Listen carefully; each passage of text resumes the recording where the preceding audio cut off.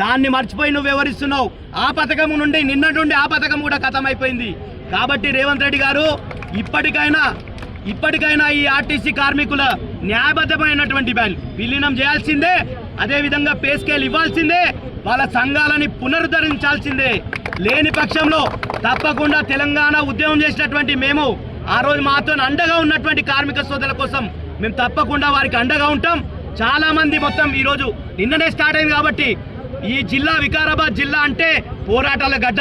తప్పకుండా నీకు ఈ నుండే చరమగీతం పాడతాం రేవంత్ రెడ్డి గారు అని చెప్పి తెలియజేసుకుంటూ ఈరోజు శాంతియుతంగా ధర్నా వారికి వచ్చే హక్కుల కోసం వారికి రావాల్సిన న్యాయబద్ధమైనటువంటి కోరికలను నెరవేర్చాలని ఒక డిమాండ్తోని ఆర్టీసీ కార్మికులు ఈరోజు సమ్మె కూర్చుంటే వారు వేసుకున్న టెంటును కూడా తీసేసింది. అంటే ఈ యొక్క ప్రభుత్వం యొక్క ఆలోచన తీరు ఏ రకంగా ఉన్నదనేది చూస్తే తెలుస్తుంది. ఇంత ఎండ లోపల వాళ్ళు నీడ కూర్చొని శాంతియుతంగా ధర్నా చేస్తున్నటువంటి సందర్భం లోపల ఈరోజు వారికి టెంట్ కూడా లేకుండా చేసి ఈ ఎర్ర టెండల మహిళలను మరి ఏజ్ అయినటువంటి ఉద్యోగస్తులను ఎండల నిలబెట్టింది ఈ ప్రభుత్వం. ఈ ప్రభుత్వాన్ని సూటిగా అడగదలుచుకున్నాం ఒకటే, ప్రజాపాలన అంటే ఇదేనా? మీరు ప్రజలకు ఏం చెప్పి మీరు ఏం చేస్తున్నారు? ఏ రంగంలో ఉన్న ప్రజలకైనా మీరు చెప్పిన హామీలు కానీ వారికి న్యాయబద్ధంగా లభించేటువంటి హక్కులను కానీ మీరు చేస్తున్నారా? మీరు అది ఆలోచించాలి ఈ యొక్క కాంగ్రెస్ ప్రభుత్వం.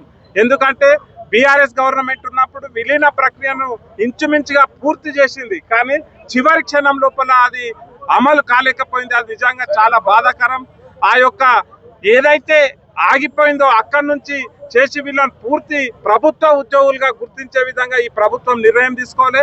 అలాగే వాళ్ళకి ఏదైతే 2021, 2025 ఏదైతే పే స్కేల్ ఏదైతే ఉందో అది కూడా అమలు చేయాలి.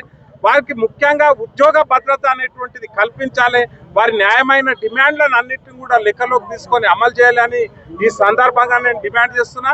తప్పకుండా వికారాబాద్ పక్షాన మా జిల్లా పార్టీ అధ్యక్షులు మెతుకు ఆనంద్ గారి ఆధ్వర్యం లోపల మీరు ఎన్ని రోజులు సమ్మె చేస్తే అన్ని రోజులు మీ యొక్క కోరికలు నెరవేరేంత వరకు మీరు ఎక్కడున్నా మీ వెంబడి ఉండి మేము నడుస్తాం. ఎవరికి భయపడేది లేదు. ఈ కాంగ్రెస్ పార్టీ అంటేనే ఇది ఒక మూర్ఖమైనటువంటి పరిపాలన చేస్తుంది. మనం ఇంతకు ముందు కూడా చూసినాం. వాళ్ళ సంపాదన కోసం పాలన చేస్తుంది తప్ప ప్రజల యొక్క యోగక్షేమాలు ప్రజల యొక్క పక్షాన ఏ రోజు కూడా ఈ పరిపాలన అన్నటువంటి కొనసాగదు. ఆర్టీసీ కార్మికుల యొక్క న్యాయమైన డిమాండ్లను నెరవేర్చాలని ఈ సందర్భంగా తెలియజేస్తూ జై తెలంగాణ, జై కేసీఆర్. ప్రజాస్వామ్యయుతంగా శాంతియుతంగా నిరసన వ్యక్తం చేస్తున్నటువంటి మా ఆర్టీసీ కార్మికులందరికీ కూడా సంపూర్ణమైనటువంటి మద్దతు బీఆర్ఎస్ పక్షాన తెలియజేస్తూ ఉన్నాము. ఇప్పుడే మన వాళ్ళందరూ చెప్పినట్టు ఎంత దారుణం అంటే వీళ్ళు చెప్పుకునేదేమో ప్రజాపాలన అని చెప్తారు. ప్రజలు శాంతియుతంగా నిరసన వ్యక్తం చేసుకుంటామంటే కూడా వాళ్ళు పైసలు పెట్టి తెచ్చుకున్నటువంటి టెంట్ను కూడా వీకేసిందంటే ఇది ప్రజాపాలన ఎట్లయితే రేవంత్ రెడ్డి గారు చెప్పాలి.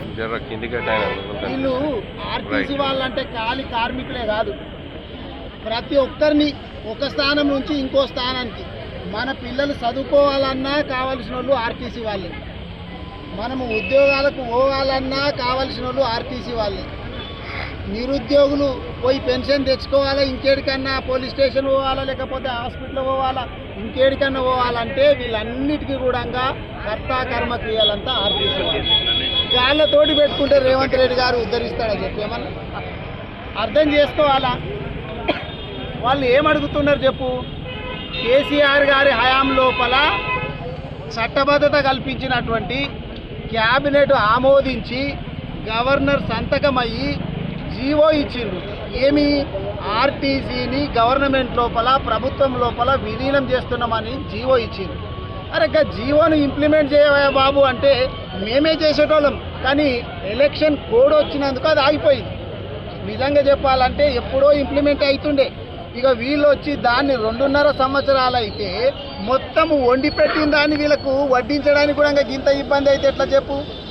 కాంగ్రెస్ పార్టీ వాళ్ళు ఆలోచన చేయాలా. ఆయన ఉద్దేశం ఏంది?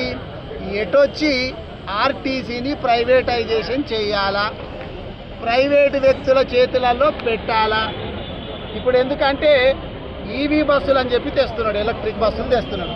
ఎలక్ట్రిక్ బస్సులు తీసుకొచ్చి ఏం చేస్తున్నాడు, ఇక్కడ ఉద్యోగులను అందరిని తీసి ఎక్కడో దూరం ఆదిలాబాదు అక్కడ అటువంటి వాళ్ళకు పంపించి ప్రైవేటు వ్యక్తులకు ఆ ఈవీ బస్సులు కొనేటట్లు చేసి ఆ బస్సులను తెచ్చి బస్ స్టేషన్లలో పెడతాడంట. అంటే ఇక ఈ బస్సు డిపోలో పనిచేసేటటువంటి కార్మికులందరూ కూడా వేరే జిల్లాలకు వెళ్ళిపోవాలా, ఇక్కడ ప్రైవేటు వాళ్ళు ఇక్కడ కబ్జా చేయాలనేటటువంటి ఉద్దేశం. కాబట్టి నేను గవర్నమెంట్ను నేను డిమాండ్ చేసేది ఏంటంటే ఈవీ బస్సులకు మేము వ్యతిరేకం కాదు, ఈవీ బస్సులు తీసుకొని రండి, కానీ అవి ప్రైవేట్ వాళ్ళకి ఇచ్చేందుకు. అదే మా ఆర్టీసీకి ఇచ్చేస్తే ఈ ఆర్టీసీని గవర్నమెంట్లో విలీనం చేసి ఇక్కడనే బస్సులు పెట్టి ఈవీ బస్సులు పెట్టి ఇక్కడ కార్మికులకు అందరికీ మన ఎంప్లాయీస్కి అందరికీ అదే వాళ్ళ చేతిలో పెడితే వాళ్ళే చేస్తారు కదా. నువ్వే అంటున్నావు కదా మేము చాలామందికి ఇప్పుడు మహిళలను 1 కోటి మందిని కోటీశ్వరులు చేస్తామని చెప్పి నువ్వే చెప్తున్నావు. మరి ఆర్టీసీలలో కూడా మా మహిళా సోదరి మంది ఉన్నారు, వాళ్ళ చేతిలో పెట్టండి, వాళ్ళ చేతిలో పెట్టండి. ఆడవాళ్లకు మంచి చేయితనియండి, ఆడవాళ్ళ పేరు మీదనే మహిళల పేరు మీదనే మీరు బస్సులు అప్పగించండి, వాళ్ళు కూడా చక్కదిద్దేటటువంటి బాధ్యత వాళ్ళే తీసుకుంటారు. అంతేగాని మళ్ళేవనుకో ప్రైవేట్ వానికి అప్పగించేసి వాళ్ళ చేతిలో పెడతాము, వీళ్ళ నోర్లు కొడతాము, ఇక్కడ నుంచి తీసేసి వేరే దగ్గరికి పంపిస్తామంటే ఎట్లా ఊరుకుంటారో చెప్పు. మీరు ఇప్పుడు మహాలక్ష్మి పథకం కింద నెలకు 400 కోట్లు రావాలి, రిలీజ్ చేస్తున్నారా మీరు? దాదాపు 3000 పైచీలకు బాకీ పడ్డది. మరి అవి ఎవడు కట్టాలా, ఎట్లా నెట్టుకు రావాలా? ఇప్పుడు ఆడ మెట్రో ఉన్నది, మెట్రోని నేను ఉద్ధరిస్తా అని చెప్పి గవర్నమెంట్ టేక్ ఓవర్ చేస్తుందని చెప్తుంది. మరి మెట్రోకి ఒక న్యాయము, ఆర్టీసీకి ఒక న్యాయమా? మెట్రోని తీసుకున్నట్టు నువ్వు ఆర్టీసీని కూడా తీసుకో, దీన్ని కూడా ఉద్ధరించు, దీని బాకీలెన్నో కట్టు, ఇంకేమేం చేస్తావు అవి చేయాలి తప్ప నేను ప్రైవేట్ ఓన్కి ఇస్తా మిమ్మల్ని పట్టించుకోను. జీవో అయినాక, జీవో అంటే గవర్నమెంట్ ఆర్డర్ అయ్యింది, ప్రభుత్వం లోపల విలీనమైనట్టు జీవో అయితే ఖాళీ నువ్వు ఇంప్లిమెంట్ చేసుడే ఉంది, నువ్వు గది కూడా చేయనీకి చేత కాకపోతే ఎట్లా?